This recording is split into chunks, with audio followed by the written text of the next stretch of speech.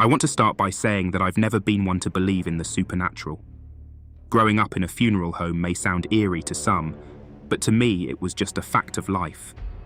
Death was something I'd grown accustomed to, and the idea of ghosts and spirits lurking around never crossed my mind. My upbringing instilled a deep respect for the deceased and their grieving families. I was 16 when this story unfolded. It was a night like any other, with the somber familiarity of our funeral home enveloping me. My family had gone to a hockey game, but I opted to stay behind.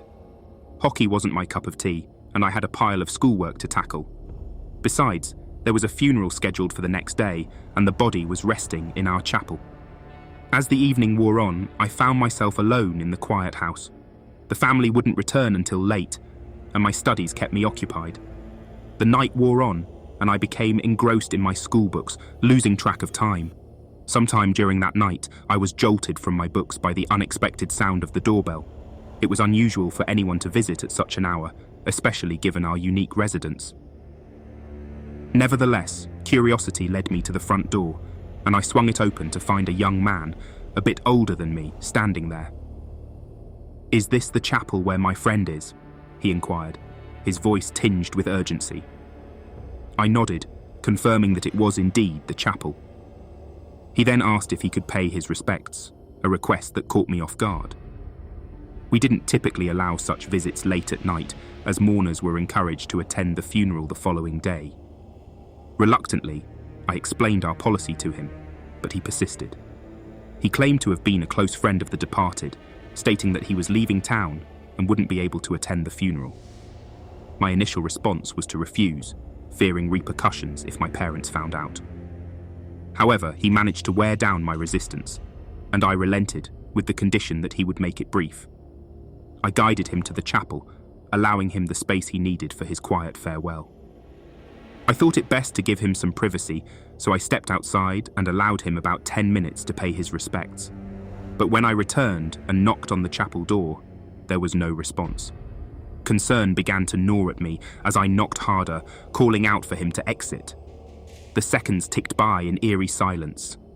With growing trepidation, I finally pushed the chapel door open, revealing an empty room. The man was gone, leaving behind only the chilling emptiness of the chapel. I called out his name a few times, but there was no answer. It struck me that he must have left through another door. Reluctantly, I locked up the chapel and returned to my work, but an unsettling feeling lingered. Exhaustion eventually overcame me, and I dozed off at my desk, schoolwork scattered haphazardly around me. It was then that I was rudely awakened by a deafening crash, unlike anything I had ever heard before. Panic coursed through me as I realized the source of the noise: the chapel. I hastily grabbed a fireplace poker, my heart pounding in my chest, and ventured toward the chapel. Each step was laced with dread as I contemplated what I might find. Upon opening the chapel door, the scene before me was a nightmarish tableau. The casket, which had previously rested peacefully, now lay toppled over. It had been upended, its lid lying askew. The room was consumed by an eerie silence, a stark contrast to the tumultuous sight before me. As I approached the fallen casket, a bone-chilling sound pierced the air. The distinct rapping of something knocking from within, a desperate plea for release. My rational mind struggled to comprehend the horror unfolding before me. It was as if the occupant of the casket was trying to claw their way out from the inside. Despite my disbelief, I knew I had to act. With trembling hands, I reached for my phone and dialed 911. Desperation dripped from my voice as I described the impossible scenario to the bewildered dispatcher. Soon enough, the police arrived, their skepticism evident until they too heard the knocking. The casket, now level on the floor, had somehow been upended, revealing the man who had visited earlier. He lay inside the casket, entwined with the deceased. It was a chilling revelation. The man had broken into our funeral home, hiding inside the casket with sinister intentions. However, he found himself trapped from the outside, unable to escape the dreadful enclosure. He had spent hours struggling in vain to free himself from the casket's cold embrace. My parents were understandably upset when they discovered what had occurred, but they didn't reprimand me too harshly. Still, the eerie events of that night had etched themselves into my memory. serving as a reminder that even in a world bereft of the supernatural, inexplicable horrors can still manifest in the most unlikely of places.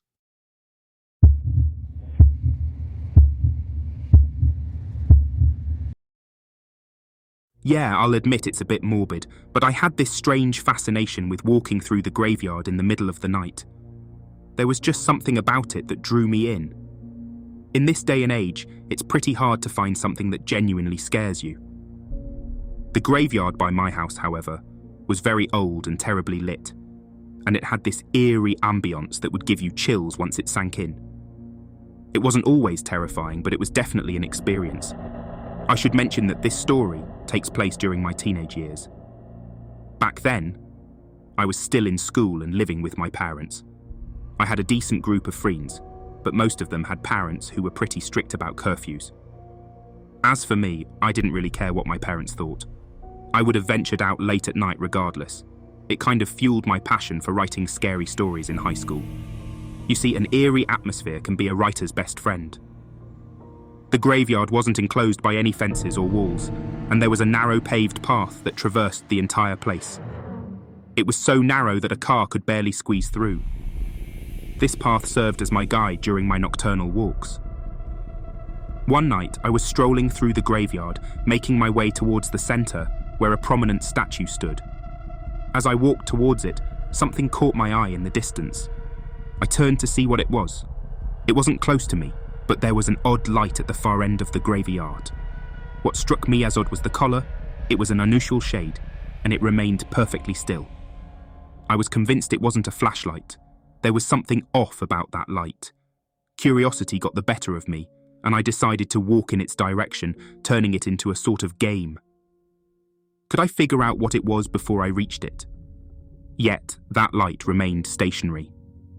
As I got closer, the color became clearer. It was a strange, greenish hue. My guess was that it was a lantern of some kind resting on the ground. As I approached, I noticed a subtle movement. I figured it must be a gravedigger. After all, someone had to dig those graves. I'd never come across one during my night walks, but it seemed plausible. As I drew closer for a better look, I confirmed my suspicion. It was indeed a gravedigger. There was a freshly dug grave, and a man was down in it. I froze, taking cover behind a memorial stone, and watched in stunned silence. After a few moments, I saw the man climb out of the grave, clutching something in his hand. I couldn't quite make out what it was until he moved into the lantern's glow. It was a severed hand. My heart raced as I realized that this wasn't a gravedigger. It was a grave robber. And he wasn't after jewelry. He was stealing body parts. I watched in horror as he stashed the severed hand in a bag and then descended back into the grave. Convinced he hadn't noticed me, I crept away from my hiding spot, slowly making my way towards the cemetery's exit. When I felt I was far enough away, I broke into a sprint, racing all the way home. I never shared this story with anyone until now. Curiosity got the best of me once, and I returned to the cemetery during the day. The grave had been filled in, but the soil felt loose. To this day, I can't fathom what kind of person would steal old, decaying body parts from a grave.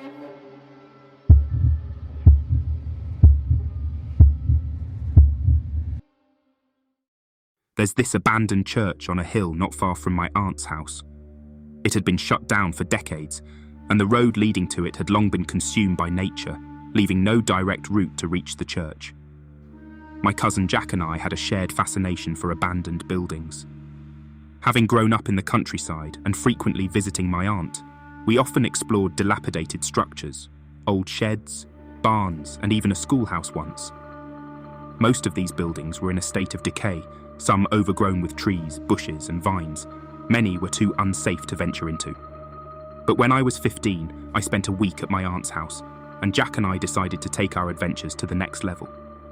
We planned to go camping in the woods, and we saw this as the perfect opportunity to locate the long-abandoned church. Camping served as the perfect cover for our little expedition, since we were certain it would take more than a day to find it. We packed enough supplies to last a few days and embarked on our journey into the woods. Jack had a map from a friend who claimed to have been to the church before. I had my doubts about his friend's credibility, but we were in it for the adventure. Worst case scenario, we wouldn't find the church, and we'd simply enjoy a camping trip. The first day yielded no results. We explored the woods but discovered nothing except what appeared to be an old outhouse. I decided not to peek inside, as it looked just as grim as the rest of the decaying structures we'd encountered. Halfway through the second day, luck finally favoured us. This church sat on a hill, and the forest was thick. However, we caught sight of what we assumed was the steeple, and decided to climb the hill. To our astonishment, we had actually stumbled upon the abandoned church. The building, like most in the area, was ancient and decaying. The steeple, though, was bereft of a bell. It was surrounded by a picket fence, albeit in a state of disrepair, with many missing and the rest rotting away.